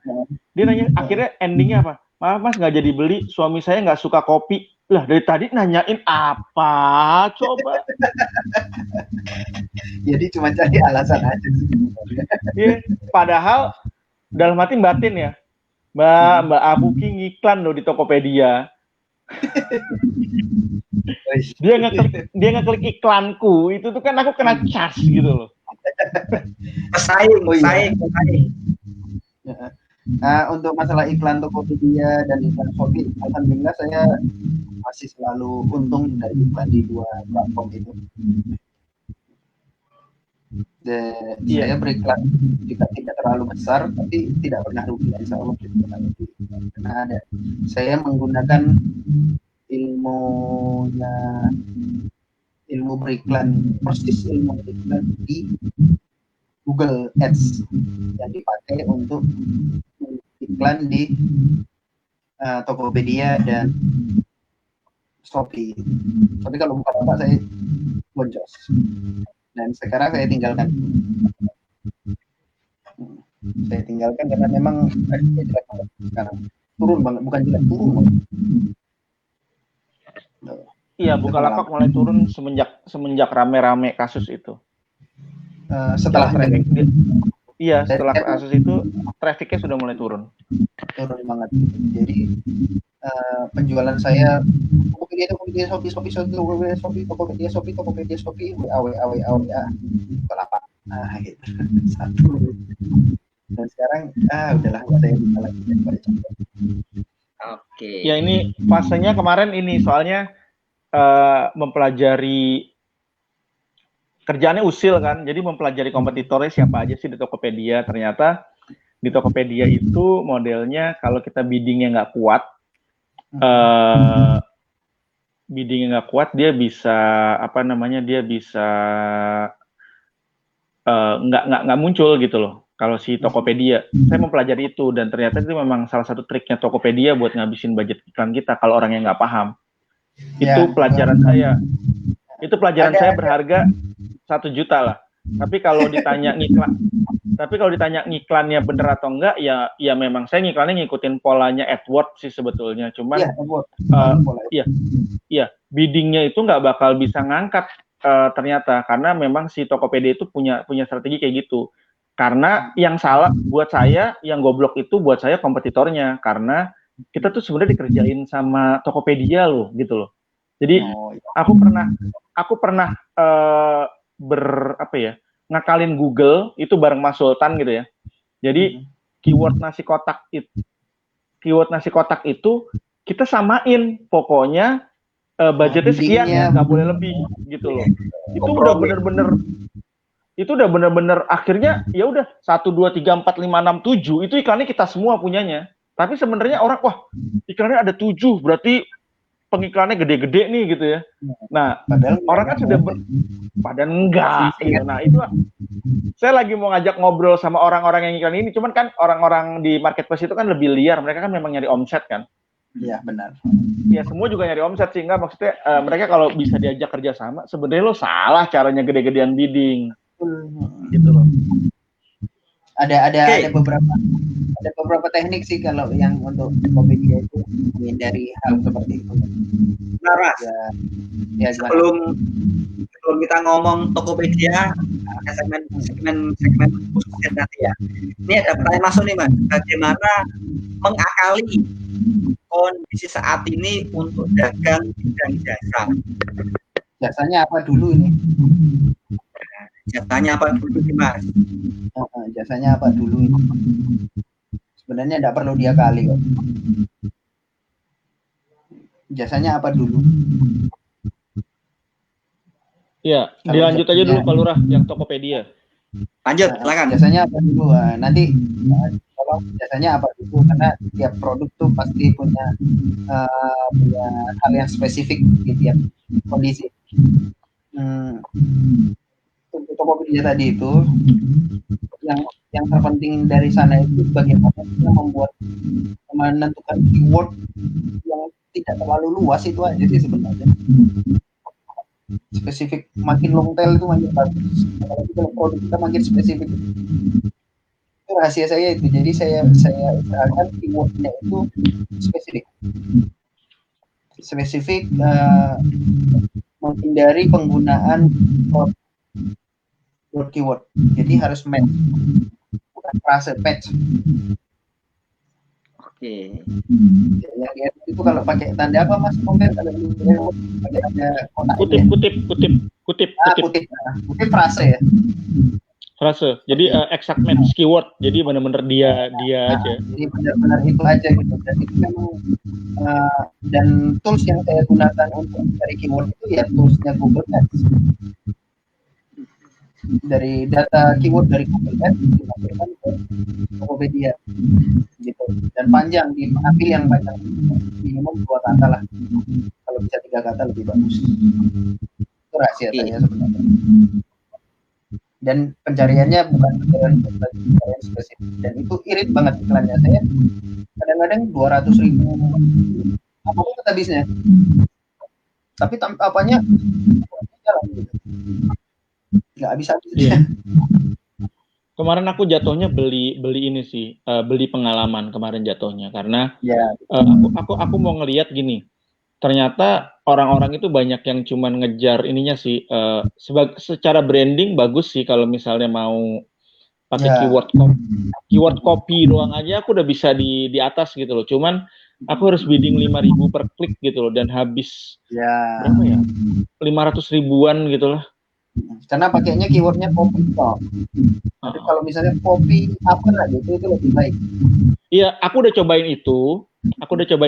Ternyata orang-orang di marketplace yang nyari kopi itu mereka sebenarnya jujur ya, mereka tuh marketnya masih market ikut-ikutan, jadi beda sama Google. Jadi misalnya gini, orang nggak nyari kopi Robusta Temanggung karena aku ngebidding itu, traffic yang masuk ke iklan traffic yang masuk pun kecil gitu loh, jadi nggak akan ngangkat. Makanya aku akalin, aku coba pakai broad match keyword tadi. Jadi aku cobain broad, habis broad ternyata boncos. Ya nggak apa-apa, tapi aku tahu marketku buat ngiklan di, karena gini, aku ngiklan sebelumnya budgetku 100.000, itu 2 minggu nggak habis sih.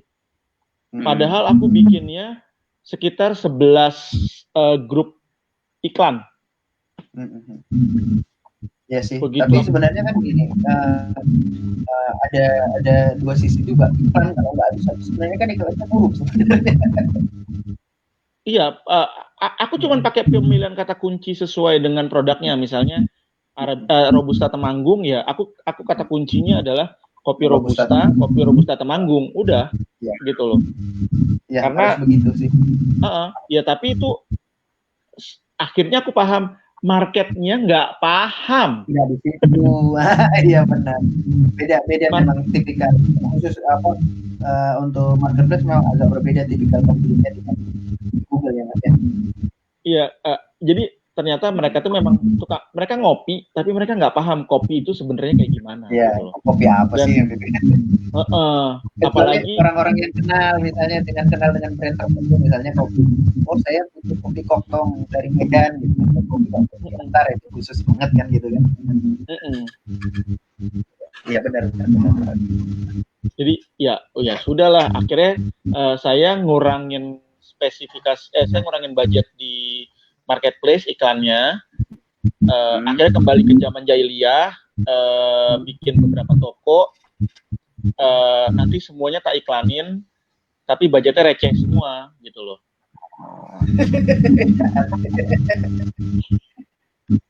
Nah, kalau aku lebih memilih memperbanyak produknya. Jadi produknya itu di kopi banyak. Ya ini sih kemarin gini, ini cerita ya, tapi temanku nggak mau disebut namanya. Jadi dia jualan parfum mobil. Ketemu saya itu bulan Februari, awal Februari gitulah. Ngobrol banyak sama saya, terus saya bilang, gimana sih cara jualan di marketplace gitu ya. Saya bilang, sebetulnya algoritmanya marketplace itu kalau lu sering online, artinya tiap hari online, itu membuat kemungkinan toko lo itu dianggap sebagai toko yang aktif, karena sebelumnya banyak pemain marketplace itu yang dia punya 1.000 toko, 2.000 toko, 3.000 toko, tapi jarang aktif di sana. Nah, makanya si Tokopedia memoderasi algoritma bagaimana caranya toko-toko yang aktif itu dia lebih sering muncul. Nah, gimana lebih sering munculnya? Satu, dia buat beberapa varian. Misalnya gini, parfum mobil A gitu ya. Nah, terus terus ada lagi parfum mobil B. Dia bikin jadi dia bikin lagi paket parfum A plus parfum B. Terus besokannya dia bikin paket lagi 2 parfum A plus 1 parfum B. Besokannya dia bikin paket lagi 1 parfum A, 2 parfum B. Hampir tiap hari dia ngupload selama bulan Februari. Ya kan? Lalu kemudian di akhir Maret dia cerita omsetnya tembus 30 juta. Dia ngiklan, tapi ngiklannya tuh budgetnya receh banget gitu loh. Lalu saya tanya sama dia kemarin, tadi pagi malah, saya tanya sama dia, gimana omset lo bulan ini? Di masa pandemi kayak gini, saya kaget, saya pikir masih sama di 30-an juta. Kagak om, tembus 50 juta, bangke gue bilang.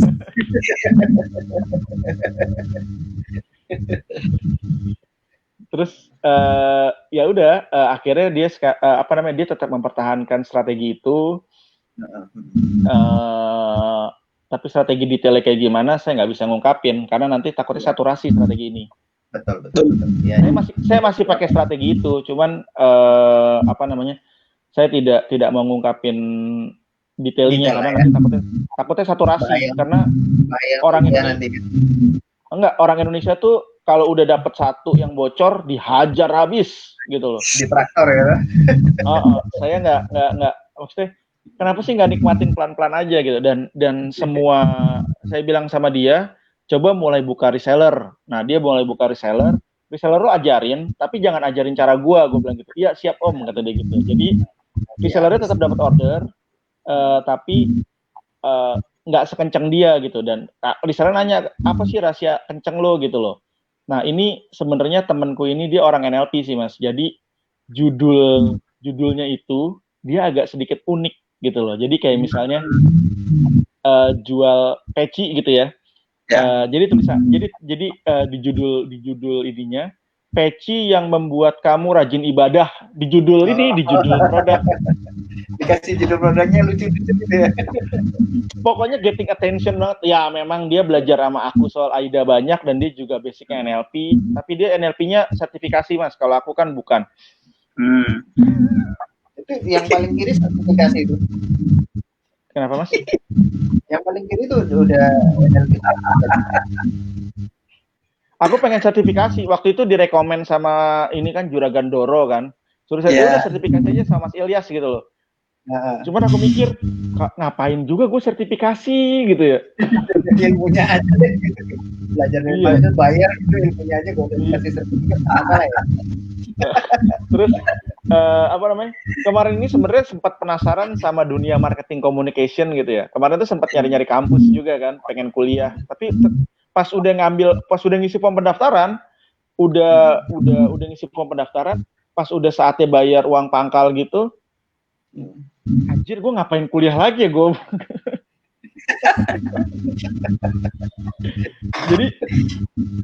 jadi ternyata aku nggak ngeh gitu. AIDA itu ternyata temanku Yasa Singgi itu kan dia jurusannya marketing communication. Dia cerita AIDA itu ada materinya berapa SKS gitu. Itu AIDA tadi itu gitu dan ternyata aku tahu itu di jalanan di lapangan gitu dan tapi malah ya sama aja sebenarnya gitu loh. Lebih efektif karena by doing kan bukan by listening. Ya begitu sih. Kira-kira begitu. Tapi nggak tahu sih nantinya kalau jadi kuliah lagi ya nggak tahu. Ya let it flow aja kalau nanti jadi kuliah lagi. Kalau nanti jadi ngambil sertifikasi juga let it flow aja. Mau tahu kalau di sertifikasi. Karena kepengennya gini. Salah satu yang aku pengenin adalah kan kata dia Mas Ilyas cerita bisa bisa punya klinik lah ya. Klinik hipnoterapi gitu ya. Aku suka kayak gitu loh. Jadi pernah punya cerita gitu ya. Karena belajar ilmu hipnoterapi sedikit, aku sempat nyembuhin beberapa orang lah ya. Tapi agak konyol sih caranya. Jadi waktu itu aku jadi penumpang. Waktu itu aku jadi supir Uber. Jadi supir Uber itu terus aku jemput satu penumpang. Dia pakai kursi roda ibu-ibu sama anaknya cewek. Akhirnya kan karena itu kan otomatis aku juga bantuin naikin ke mobil, terus nyopotin kursi rodanya, terus aku naikin kursi rodanya. Pas sambil jalan aku ngajak cerita, ngajak ngobrol, sakit apa Bu? Ini ada ada tulang ekornya bermasalah, jadi harus fisioterapi seminggu 2 kali. Nanti kalau ini terakhir nih, karena kalau enggak nanti mau dioperasi. Terus saya bilang, dari kapan nih Bu? 2 tahun belakangan ini. Oh 2 tahun belakangan ini. Intinya saya gali, saya ngobrol. Saya lupa detail percakapannya. Terus intinya dia punya masalah sama mantan suaminya. Jadi masih punya dendam sama mantan suaminya. Terus saya bilang, Bu, nanti sampai rumah sakit saya ngobrol sama ibu ya, anaknya turun dulu sehingga anaknya nggak tahu gitu loh. Jadi begitu anaknya turun, saya ngobrol sama ibu-ibu ini. Tuh biasa saya nggak tertarik sama ibu-ibunya, itu dulu sebagai catatan. Lihat takutnya jadi kesannya gue. akhirnya saya ngobrol sama ibu-ibunya, saya bilang, Bu, saya punya saran buat ibu, dan ini bisa membuat ibu tidak jadi dioperasi. Sarannya apa, Mas? 1, ibu harus melepasin emosi marahnya ibu sama mantan suami ibu. Lalu dia bilang, udah Mas, saya udah maafin. Bohong ibu, saya bentak. Saya bentak. Saya nggak tahu sih ini ilmu NLP-nya ada, cuman setahu saya itu ada namanya gitu loh. Karena saya lihat dari gestur tubuhnya, mimik mukanya, dia tuh masih kayak menyimpan amarah gitu. Amarahnya gede banget, kelihatan banget. Saya bisa ngerasain amarah negatif itu gede banget.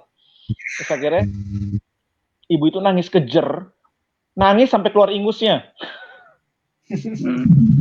Artinya kan buat saya kalau nangisnya sudah sampai sedalam itu pasti ada sesuatu kan.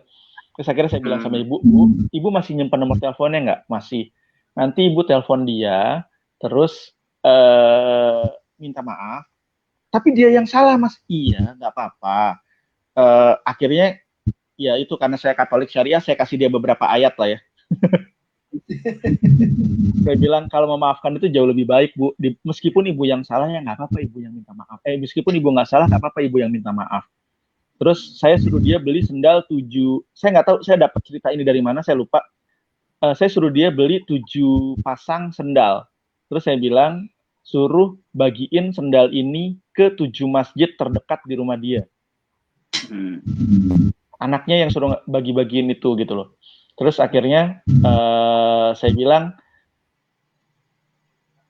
ibu ngerasa sesuatu lebih enak nggak sekarang? Dia bilang, iya saya ngerasa lebih enak Mas sekarang. Nah, karena ibu sudah merasa lebih enak, ini kenapa lagi nih handphone? Sebentar ya.